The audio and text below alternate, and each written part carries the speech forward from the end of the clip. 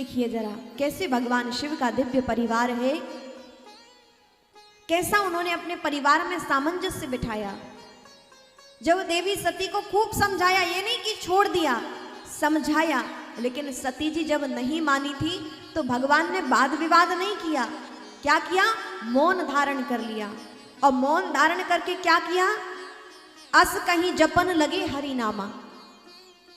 भगवान शिव क्या करते हैं? अस कहीं जपन लगे हरि नामा। होता क्या है, जब परिवार में कोई वाद विवाद हो जाए, एक तो लोग चुप नहीं होते, तर्क वितर्क चलता ही रहता है आपस में, होता है कि नहीं? आप लोग गृहस्थी हैं, आपस में ज्यादा अच्छे से जानते होंगे। तो एक तो तर्क वितर्क चलता ही रहता है, विवाद होता है, संवाद नहीं।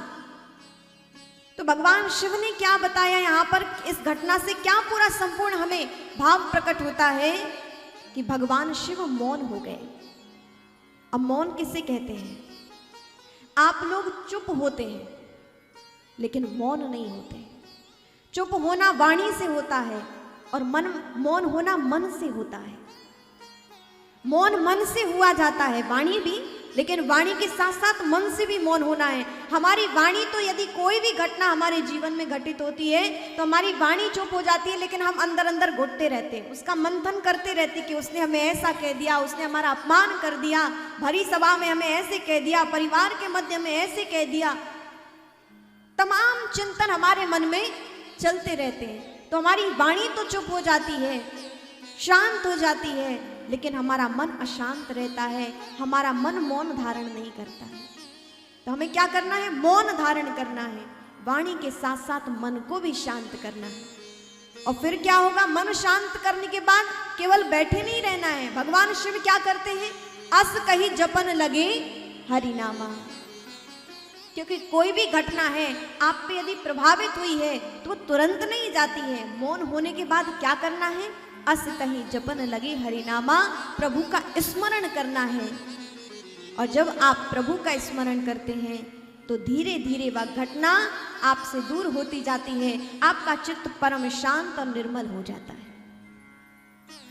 यदि आप संसार में सामंजस्य नहीं करेंगे, देखिए परिवार में सब मुंडे मुंडे मत्र भिन्ना, सब अलग अलग अपने अपने प्रारब्ध को लेकर जन्मे हैं, सब अपने अपने गुणों को लेकर जन्मे हैं, कोई किसी की भांति नहीं हो सकता है।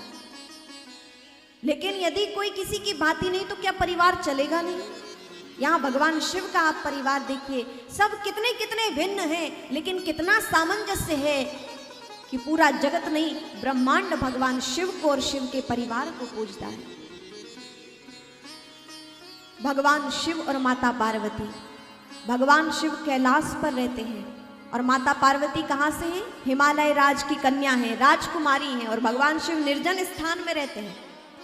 लेकिन कितना सुंदर दिव्य उनका दाम्पत्य जीवन है।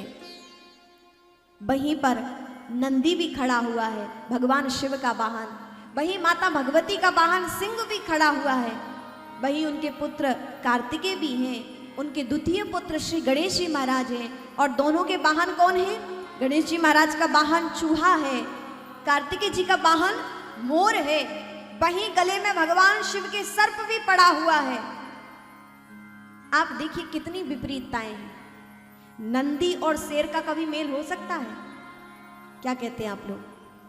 नहीं हो सकता ना। सिंह आक्रमण करता है नंदी पर, कभी मोर और सर्प का मिलाप हो सकता है? वहीं कार्तिकेय जी मोर लिए खड़े हैं और भगवान शिव के गले में सर्प पड़ा हुआ है। सर्प और चूहे का कभी मेल हो सकता है? भगवान शिव के गले में सर्प है और वहीं चूहा भी बैठा हुआ है। एक दूसरे के सब विपरीत हैं, घनिष्ठ शत्रु हैं। लेकिन आप देखें, नंदी भी खड़ा है, सिंह भी बैठा है, मोर भी है, सर्प भी गले में पड़ा है, चूहा भी वहीं बैठा है। सब आपस में वहां बड़ी प्रसन्नता के साथ रहते हैं, सामंजस्य के साथ रहते हैं। इस दिव्य परिवार के दर्शन से हमें क्या संकेत मिलता है? कैसा भगवान का विपरीत परिवार, लेकिन सब में सामंजस्य, कभी कोई विघ्न नहीं, कभी कोई युद्ध नहीं, कभी कोई हार पराजय नहीं, सब प्रेम पूर्वक वहां रहते हैं। ये भगवान शिव की कृपा और माता पार्वती की कृपा से सब सामंजस्य है। इसलिए घर के मुखिया को चाहिए कि वह कैसे अपने परिवार में सामंजस्य बिठाए, और घर में जितने सदस्य हैं उन सबको चाहिए कि हम कैसे अनुसरण करें कि हमारा परिवार सुव्यवस्थित और सामंजस्यतापूर्ण रहे। हम भगवान शिव को केवल प्रणाम करने से सब कुछ प्राप्त नहीं कर सकते। जब तक उनके द्वारा प्राप्त संकेतों का हम अपने जीवन में आचरण नहीं करते, पालन नहीं करते, तो केवल प्रणाम से हमारा कल्याण होने वाला नहीं।